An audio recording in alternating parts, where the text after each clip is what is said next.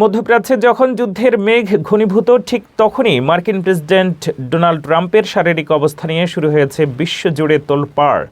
Viral হওয়া কিছু ছবিতে তার হাতে ও ঘাড়ে রহস্যময় ক্ষতচিহ্ন দেখা যাওয়ায় ছড়িয়েছে নানা গুঞ্জন। ছবিতে তার হাত ও ঘাড়ে লালচে দাগ এবং কালশিটের চিহ্ন দেখা যাওয়ায় অনেকে এটিকে গুরুতর বা সংক্রামক রোগের লক্ষণ বলে দাবি করেন। তবে হোয়াইট হাউস জানিয়েছে ট্রাম্প হৃদরোগে প্রতিরোধে নিয়মিত উচ্চমাত্রার অ্যাসপিরিন গ্রহণ করেন। এই ওষুধ রক্ত পাতলা করে, ফলে সামান্য আঘাতেও বয়স্ক ত্বকে কালশিটের দাগ পড়তে পারে।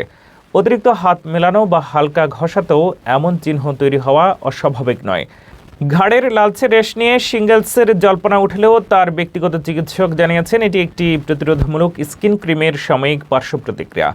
কয়েক সপ্তাহের মধ্যেই তা সেরে যাবে বলে আশা করা হচ্ছে। বিশেষজ্ঞরা বলছেন বয়সজনিত রক্তনালী সমস্যাও এমন দাগের কারণ হতে পারে, তবে এখনও পর্যন্ত কোনো ভয়ঙ্কর রোগের প্রমাণ পাওয়া যায়নি।